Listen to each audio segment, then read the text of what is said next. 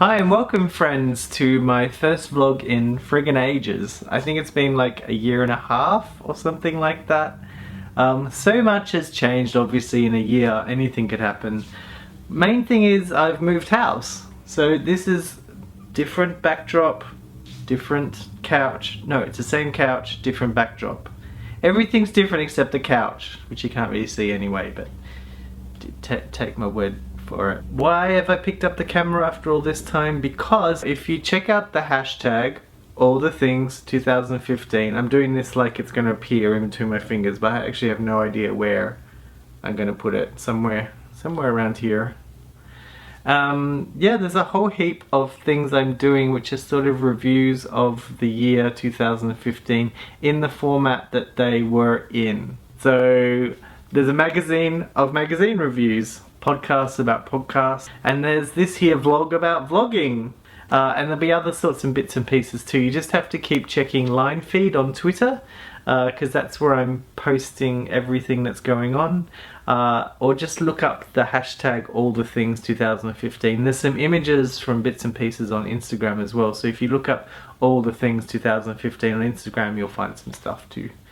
So this vlog is about vlogging, and it's kind of probably similar to the status update video I did ages ago, which was quite popular actually. 1 and 2 and 3. So it's good I'm doing something similar again. And I've written stuff down, see? So organised. So I'm just going to go through the things that I've written about and try and talk about them better, like... Yeah. Thing number 1. I think in my status report video I mentioned the great YouTube content experiment, or something like that.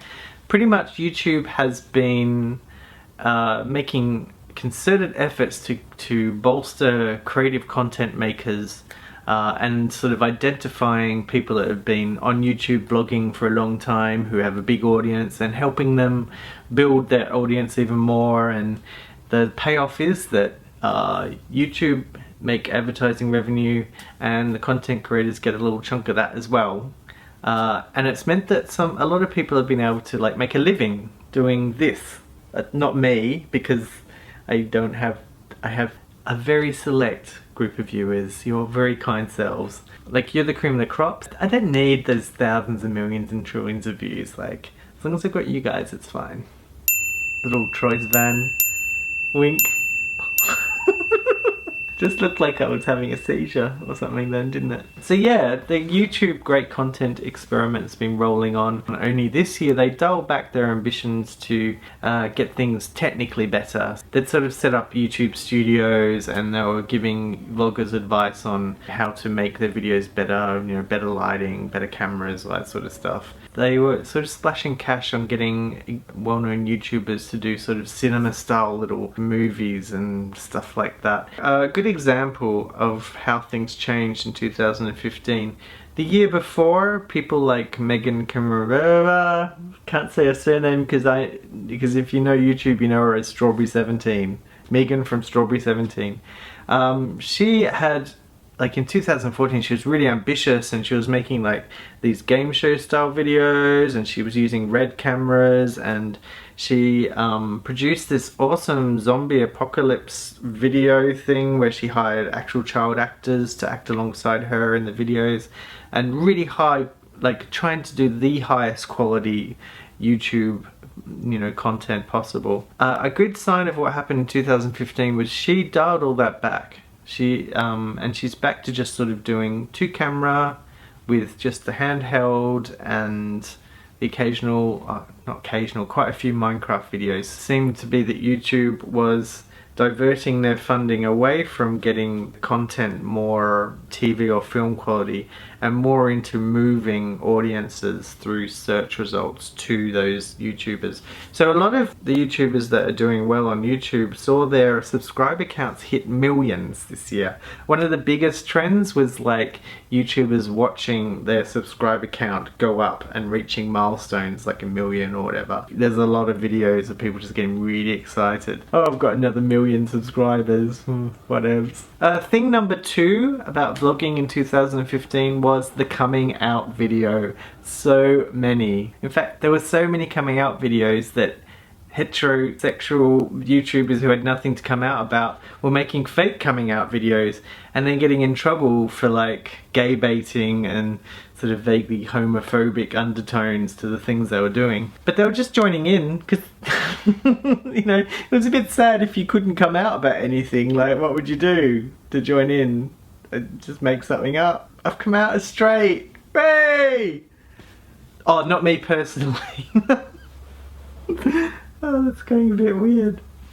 Yeah, so we saw like well-known YouTubers such as Colin Franta and Joey Graceffa and Shane Dawson and Ingrid Nielsen, whose coming out video earned her like 13 million views or something.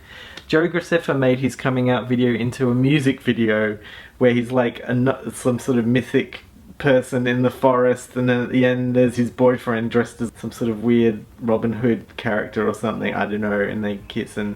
And I think the really lovely thing that gave me the warm and fuzzies about the YouTube audience is that previous to that, you'd get these sort of tweenage girls sort of making vaguely homophobic comments trying to defend their favourite YouTubers. Like, they're not gay, why would they want to be gay? And like it was a bad thing. But as soon as they came out, they were so supportive. These YouTubers didn't lose their subscriber counts. In fact, their subscriber counts went up. The YouTube audience is actually really accepting when they decide to be. Ignore all the comments you see on like pop star videos and all that sort of stuff. The comments on like YouTube and coming out videos are just, they're generally supportive. It's really nice. Not all bad in the comments sections of YouTube. Thing number 3. Okay, for this next bit I'm going to need a glass of water and some ice. I'm just going to do something a bit strange. If I just do this, is that doing anything for you? Actually, maybe I need to put this in my mouth. Oh, it's so cold. Very close to the microphone. Oh, wow, oh no. Well, I'm really sorry. One of the trends in 2015 was the rise of the ASMR video. Now, if you have no idea what ASMR is, ASMR kind of describes a weird sort of warm tingly feeling some people get down their backs when they hear certain sounds. And it can be someone's voice, usually sort of something a bit low and whispery, and they've got a bit of saliva in their mouth, something like that. So weird. Or like sort of quiet sounds like ice clinking in a glass or something like that. Pretty much This American Life did a podcast where they talked to a woman who had found out about this ASMR thing, and then found out there was a whole heap of people on YouTube catering for people who wanted to experience this ASMR thing. That just grew and grew on YouTube, and Still Soundly Awake has just recently released an ASMR video, which is pretty much just his dog walking around the flat drinking water. That's about it. I feel like he hasn't really got the ASMR thing.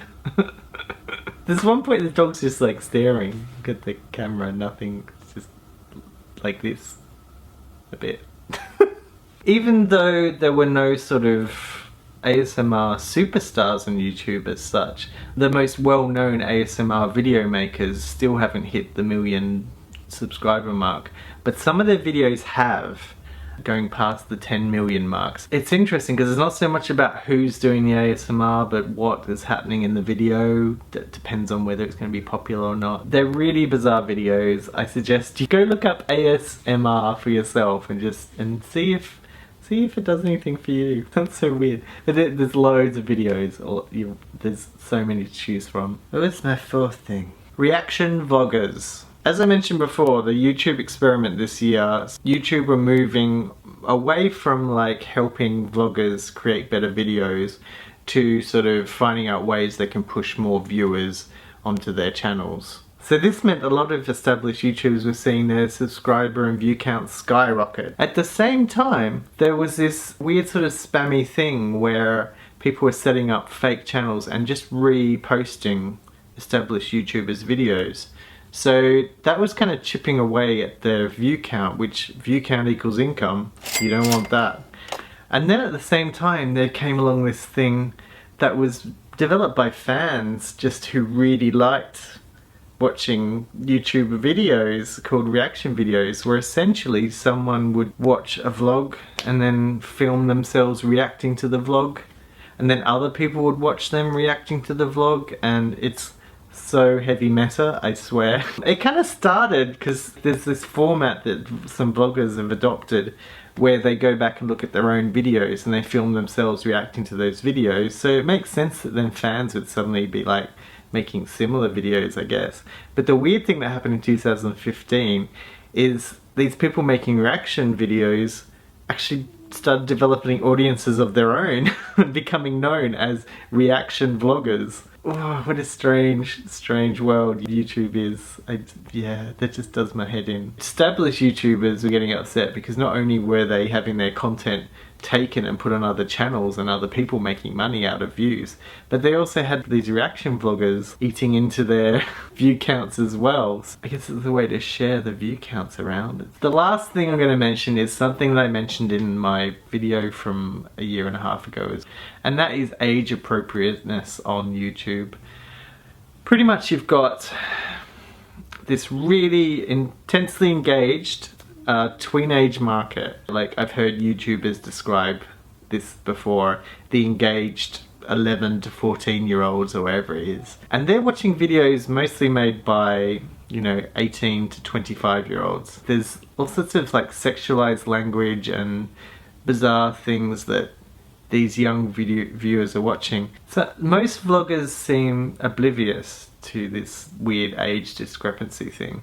But some are picking up on it, like vlogger Steven Suptic, who has been starting to sort of discuss it in his videos. And he sort of realised how far is too far the other day when he released a video called Coworkers Watch Tentacle Porn, which YouTube actually blocked for a little while and wouldn't let him post.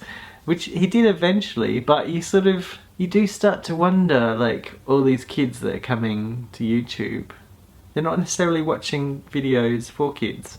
You know what I mean? I think YouTube tried to counterbalance that this year by starting up sort of a YouTube Kids section. They also started up a YouTube Gaming section and also YouTube Red, which is a subscriber-based advertising-free version which you can watch in the States. Which I was kind of interested in, although again a lot of YouTubers were like, how's that going to affect my income if it comes from advertising? I don't know. That is a question. That is actually a valid question. When you just realised it's a valid question. That was pretty much vlogging in 2015. Let me refresh what I just babbled about. So in 2015 we saw the YouTube content experiment wind down its ambitions a bit and sort of focus on search and moving views, which was not very, you know, for new YouTubers it's a bit harsh really. It's really hard to get audiences now. You have to really have been on YouTube producing videos frequently for a number of years to be able to make a living essentially. Coming out videos were huge. Lots of coming out videos. They were very popular. Even straight people were making fake coming out videos. It was big. I don't know if next year will be as big for...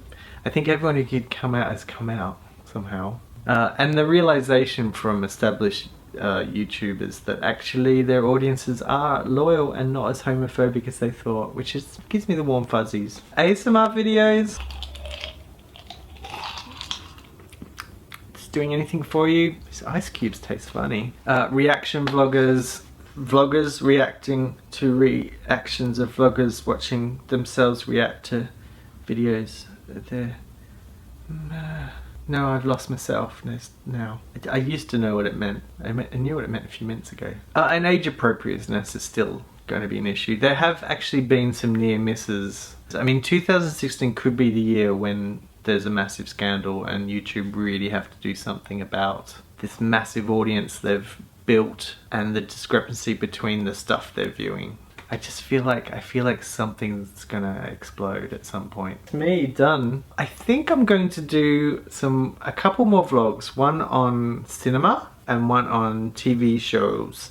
So look out for them on my channel or on some channel that is deemed appropriate to those formats. I couldn't really make a movie about movies. How would I do that? That sounds so ambitious. But anyway, check out the hashtag allthethings2015 and you can get updates about various bits and bobs on Linefeed on Twitter.